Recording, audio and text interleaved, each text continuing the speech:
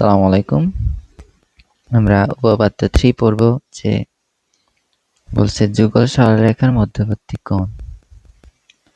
যুগল মানে দুটি। তো উপপাদ্য 3-এও কি বলল? যে সাধারণ দ্বিঘাত সমীকরণ দেওয়া আছে দ্বারা প্রকাশিত দুইটি সরলরেখার কয়টি? দুইটি সরলরেখা এটার মধ্যে সাধারণ সমীকরণ দ্বারা দুইটি সরলরেখার মধ্যবর্তী কোণ কি? থিটা হলে প্রমাণ করতে হবে কি? tan θ = 2 × h² - ab / a + b। আচ্ছা, আরো প্রমাণ চেয়েছে যে রেখাদ্বয় লম্ব হলে a + b = 0 প্রমাণ করতে হবে। কখন? লম্ব হলে। আর সমান্তরাল হলে h² = ab প্রমাণ করতে হবে। কখন? সমান্তরাল হলে। তাহলে আমাদের কয়টা প্রমাণ করতে হবে? 3টা। ফার্স্ট হচ্ছে tan θ = 2 × h² - ab / a + b। পরেরটা হচ্ছে যদি লম্ব হয় তাহলে a + b = 0, সমান্তরাল হলে h² = কি? ab। তো প্রমাণে আসি যে প্রমাণ কিভাবে করলাম। যে মনে করি সাধারণ সমীকরণ দিলাম যে ax² + 2hxy + by² + 2gx + 2fy + c = 0 দুটি সরলরেখা প্রকাশ করে। আচ্ছা, এবং সরলরেখাদ্বয় কি? এটা 1 নম্বর সমীকরণ। দুইটি সরলরেখা প্রকাশ করে এবং সরলরেখাদ্বয় হচ্ছে l1x + m1y + n1 = 0, l2x + m2y + n2 = কি? 0। 2 নম্বর সমীকরণ। এটা কি? 3 নম্বর সমীকরণ। এখন 2 ও 3 এর যৌথ সমীকরণ। এটা আমরা পড়ছি না? দুইটি সরলরেখার সমীকরণ। যুগল সরলরেখার সমীকরণ কি? এই যে এটা একটা সমীকরণ, এটা একটা সমীকরণ। দুইটার গুণফল না, এই যে একটা ইনটু এটা সমান কি 0 না? এইটা কি? সমীকরণটি একটি যুগল সরলরেখার সমীকরণ কি করবে? প্রকাশ করবে। তো এই জন্য আমরা 2 ও 3 এর যৌথ সমীকরণ একসাথে লিখলাম। এটা হচ্ছে কি? যুগল সরলরেখার সমীকরণ কি করতে? প্রকাশ করবে। এখন 1 ও 4 সমীকরণ অভিন্ন।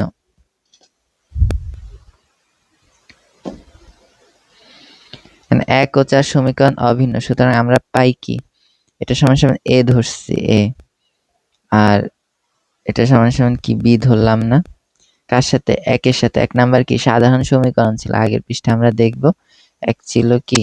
এই যে সাধারণ সমীকরণ ছিল। এটার সাথে তুলনা করব আমরা এখন। তো তুলনা করব। তুলনা করে আমরা m1 m2 = b ধরলাম, n1 n2 = কি? c ধরলাম। আর l1 m2 + l2 m1 কি ধরলাম? 2h। এই যে এটা সমান 2h ধরলাম। এটা হচ্ছে কি? 2g না? এই যে 2g আর 2f/2f, এই যে 2f ধরছি আমরা। ওকে, তো সরলরেখার ঢাল আমরা কি পাবো? সরলরেখার ঢাল 1 নাম্বার আর 2 নাম্বার এবং 3 নাম্বার সমীকরণ থেকে, এই যে 1 নাম্বার সমীকরণ থেকে পাবো l1 minus l1 divided by m1 আর মাইনাস l2 ডিভাইডেড বাই কি m2 না? এখান থেকে তো আমরা সরলরেখার ঢাল পাবো। এই যে এটা থেকে ঢাল বের করেছি। তো ঢাল একটা কি ধরলাম? m1 ধরলাম, আর একটা কি ধরলাম? m2 ধরলাম। দুটোর আগে কিন্তু মাইনাস ধরি দুটোটাই কিন্তু ধরছি m1 m2। যেহেতু 2 হচ্ছে সরলরেখা দ্বয় পরস্পরকে কি থিটা কোণ কি থিটা না? আমরা ইন্টারের বইতে পড়ছিলাম না? মনে আছে ইন্টারে কি পড়ছিলাম? দুইটি সরলরেখার অন্তর্ভুক্ত কোণ। এই যে এটা হচ্ছে কি দুইটি সরলরেখার কি অন্তর্ভুক্ত কোণ। একটা থিটা। তো দুইটি সরলরেখার থিটা হলে কি হয়? tan θ = কি? ± m1 - m2 divide by 1 + m1 m2। এটা হচ্ছে কি সূত্র? আমরা ইন্টারমিডিয়েটে পড়ে আসছি। tan θ = ± m1 - m2 divided by 1 + m1 * m2। ওইটাই tan θ = m1 - m2 divided by 1 + m1 * কি n2। আচ্ছা, তারপরে m1 m2 এর মান এখানে ধরছিলাম যে বসায় দিলাম, যেহেতু এখানে মাইনাসে মাইনাসে প্লাস হয়ে যাবে। এখানে মাইনাসে মাইনাসে প্লাস, আর m1 এর মাইনাসটা থাকবে এখানে মাইনাস, আর আগের প্লাস মাইনাস সাইডে রাখলাম। এরপরে আমরা লসাগু করব। লসাগু করার পরে আমরা কি পাবো? এখানে m1 ইন্টু m2 পাবো, এখানেও কি পাবো? m1 into m2। যেহেতু এটা এটা দুটোটাই সমান, সেক্ষেত্রে এই দুইটা ভ্যানিশ, নাই, এই দুইটা নাই। তাহলে কি থাকলো আমার পরে? l2 m1 minus l1 m2 আর m1 m2 plus l1 two l2, এটা থাকলো। এখন এটারে কি করলাম? এটারে বর্গ করলাম, উপরে রুট দিয়ে দিলাম। তাহলে কি প্লাস বর্গ আর রুটে কি কাটা যায়? তাহলে সেক্ষেত্রে a মাইনাস বি হোল স্কয়ারের সূত্র কি? a plus B whole square minus 4ab না? এই যে a plus B whole square minus কি 4ab করলাম। তো l2 m1 plus l1 m2 কি ধরছিলাম? এই যে 2h না? এই যে l1 m2 plus l2 m1 কি ধরছিলাম?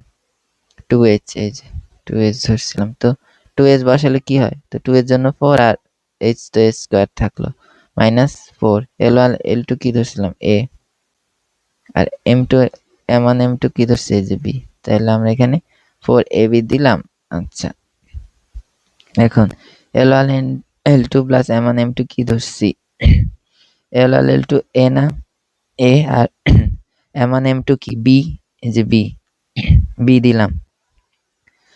এখন 4 কমন নিয়ে যদি রুট দিই তাহলে 2 থাকে, আর h স্কয়ার মাইনাস ab থাকলো, আর নিচে a প্লাস b তো থাকলো। তা আমাদের একটা অংশ প্রমাণ হয়ে গেছে। tan থিটা সমান সমান 2 into root over h square minus ab divided by কি a প্লাস b। এটা একটা প্রমাণ হয়েছে। তা আমার আরেকটা প্রমাণ করতে হবে। তো আরেকটা কি প্রমাণ করতে বলছে? যে যদি লম্ব হয় সেই ক্ষেত্রে a প্লাস b সমান 0 প্রমাণ করতে হবে, আর সমান্তরাল হলে h স্কয়ার মাইনাস ab সমান h স্কয়ার মাইনাস ab প্রমাণ করতে বলছে। তাহলে যদি লম্ব হয় আমরা কি লিখতে পারি? tan থিটা সমান সমান এখানে 90 দিলাম, এটা তো থাকলোই, দিলাম। তো 90 এর পাশে পাঠিয়ে দিই, tan 90 a প্লাস b দিলাম। তাহলে আমার আলটিমেট কি আসতেছে? 0 আসতেছে। কারণ tan 90 ডিগ্রির মান তো জানি অসংজ্ঞায়িত, সেক্ষেত্রে আমাদের কি 0 আসতেছে না? আচ্ছা, 2 নাম্বার কি? যদি সমান্তরাল হয় সেক্ষেত্রে কি h স্কয়ার সমান সমান ab হবে। তো সমান্তরাল হলে কি হবে? ঢাল দুইটা সমান হবে না? m1 সমান সমান m2। তাহলে আমরা লিখতে পারি l1 ডিভাইডেড বাই m1 সমান সমান l2 সমান সমান ডিভাইডেড বাই m2। এটা দুইটা সমান লিখতে পারি। সমান লেখার পরে আমরা কি করলাম? গুণ করে দিই। আচ্ছা, l গুলো এক পাশে নিই আর m গুলো এক পাশে নিলাম। এরপরে আর গুণ করলাম। গুণ করার পরে কি আসতেছে? বা আমরা এখান থেকে গুণ করি, যেহেতু m1 সমান m2, তাহলে l m2 এখানে যা গুণ হবে l1 m2, আর m1 এখানে গুণ হবে, তাহলে কি হবে? l2 m1 আর সমান সমান ডান পাশ থেকে একটা বাম পাশে ঢুকিয়ে দিলাম, সেক্ষেত্রে কি হবে?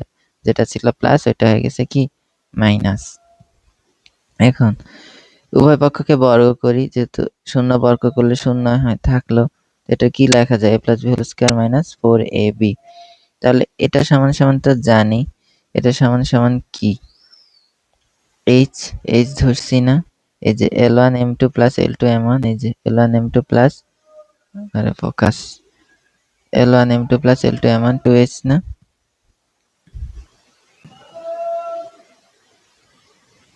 এই যে, তো 2h রাখলাম। তো 2h নেওয়ার পরে বর্গ করছি, তাহলে কি 4h স্কয়ার, আর এখানে কি 4 l1 l2 a, আর এটা হচ্ছে b। 4 কমন নিলে কি হয়? h স্কয়ার মাইনাস ab সমান সমান 0। এখন 4 এর পাশে পার করে দিলে শূন্যই হবে। h স্কয়ার মাইনাস ab সমান সমান 0। তো h স্কয়ার সমান সমান এটা ওই পাশে গেলে কি হয়?